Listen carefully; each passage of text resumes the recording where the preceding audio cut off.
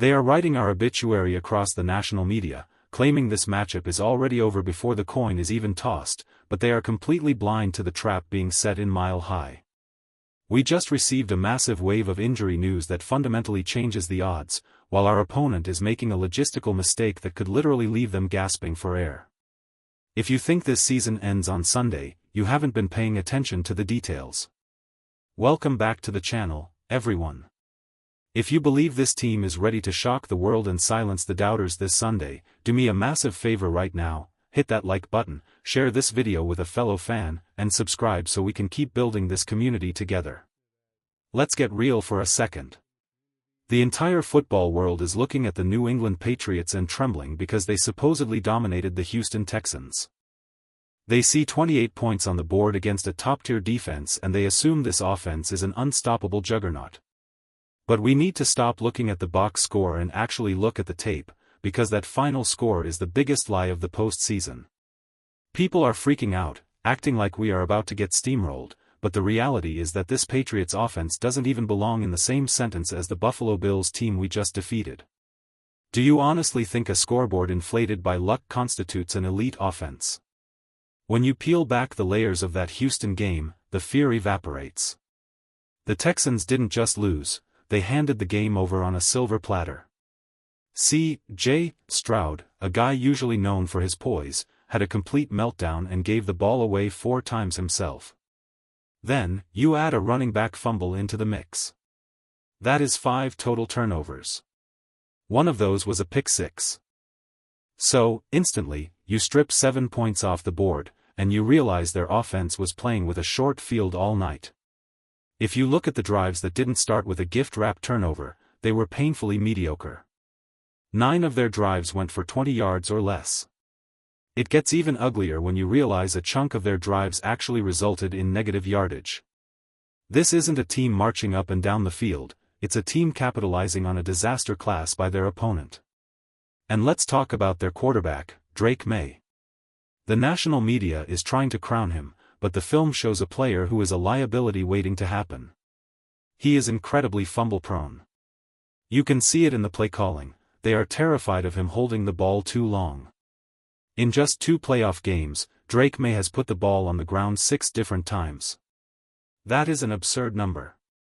Imagine if Bo Nix had fumbled 6 times in 2 games. The media would be calling for his head. They would say he's a bust. But because it's Maye, they gloss over it. But you know who isn't glossing over it? Nick Bonitto and Jonathan Cooper. They are going to be pinning their ears back, and that ball is going to look like a flashing neon sign to them. This brings us to the most baffling decision the Patriots have made all week. They are treating a trip to Denver like a standard road trip. They are flying in the day before the game.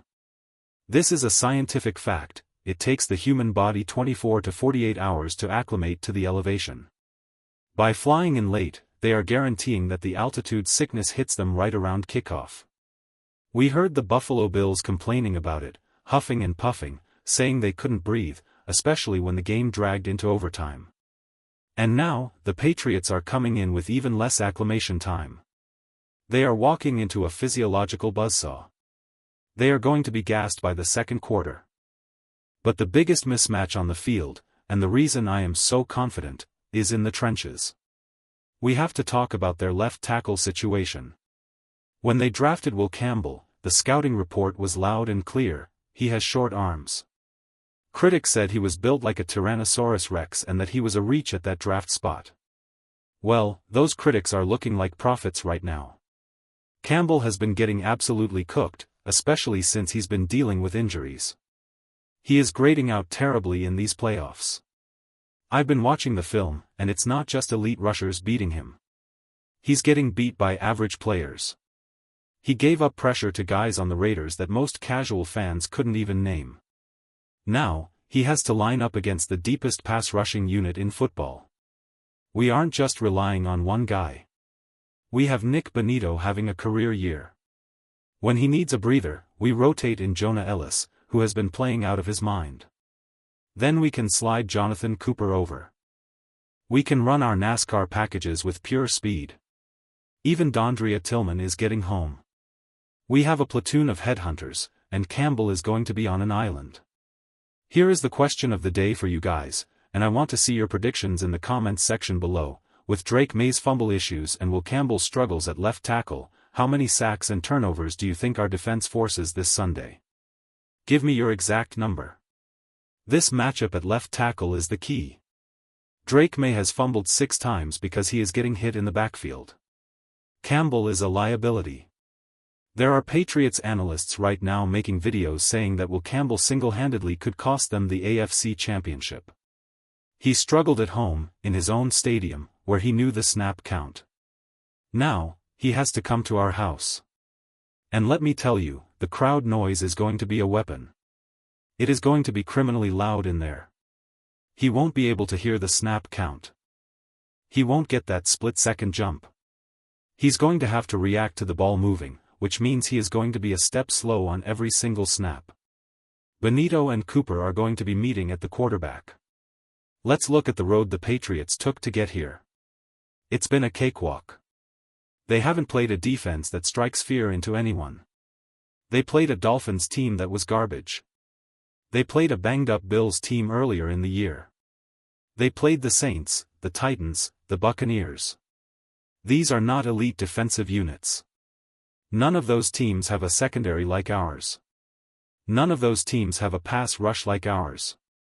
The Patriots have been feasting on cupcakes, and now they are about to bite into a rock. Our defense is built to destroy what they want to do. The Patriots' one true strength is the deep ball. Drake Maye loves to launch it, especially to Kayshon Boutte. He leads the league in deep throws. But guess what? We have Patrick Surtain too. We have the best corner in the galaxy. We are going to erase Boutte from the game. That leaves them trying to force the ball to Stefon Diggs. And let's be honest, this isn't the Stefon Diggs of 3 years ago. This is a version of Diggs coming off injury, coming off drama. Riley Moss and Jaquan McMillian are more than capable of locking him down. If we take away the deep ball, they have nothing. If we stop the run, which I am confident we can do, they are stuck in third and long situations against the best pass defense in the league, in the loudest stadium in the league, with a quarterback who can't hold on to the football. Now, let's address the elephant in the room, our quarterback situation. I know people are nervous about Jarrett Stidham stepping in. But the narrative around him is shifting rapidly. We are seeing endorsements coming from the most unlikely places. Max Crosby, who played with Stidham and knows him better than almost anyone, came out and gave a full-throated endorsement. He called Stidham a foxhole guy. He said Stidham isn't going to just dink and dunk, he's going to push the ball downfield. He's a competitor. Remember, Stidham has done this before. He stepped in against a top-tier defense and put up 33 points. The Patriots actually wanted him back in the offseason. That tells you they know he has talent. And here is the advantage nobody is talking about: New England has 0 game tape on this version of the Broncos offense. They spent all season preparing for a Bo Nix offense. They have no idea what the game plan looks like with Stidham under center. That element of surprise is a massive tactical advantage. And the news just keeps getting better. We are getting reinforcements at the perfect time. The team just signed Brandon Johnson back to the roster. This is a strategic move that signals other players are healthy. It tells me that Luke Wattenberg is likely returning at center. We saw what happened when we had to go down to our third-string center. It wasn't pretty. Getting our starter back stabilizes the entire offensive line. On top of that, social media is giving us all the clues we need. Pat Bryant posted on Instagram with the song, "Get Back," and the caption, "I'm spinning." That is a clear signal he is ready to go. J.K. Dobbins posted a picture in his full uniform with a forward-facing arrow. You don't do that unless you are suiting up. So, think about this: we are getting our starting center back, our explosive running back is returning, and we are adding weapons on the outside. We are getting healthier while the Patriots are flying into an altitude trap. We also need to talk about the home field advantage because the organization has done something brilliant. They have restricted ticket sales to Rocky Mountain zip codes. This is huge. Last week, there were too many opposing fans in the stands. This week. It's a lockout. Unless your credit card is registered in Broncos country, we're talking Colorado, Wyoming, South Dakota, New Mexico, you aren't getting in. There will be no sea of Patriots jerseys. It is going to be a complete orange out. The atmosphere is going to be hostile, intense, and absolutely deafening. There is a feeling inside the building right now that is undeniable. I had an interview scheduled with a player's agent for today, and he texted me to reschedule for next week. I asked him, what if they lose, expecting a standard PR answer. He didn't hedge. He didn't hesitate. He just wrote back, "It's not happening, bro, that is the mindset." There is zero doubt. Nobody inside that facility thinks we are going to lose to the New England Patriots. They know the matchups favor us. They know the altitude favors us. They know the noise favors us.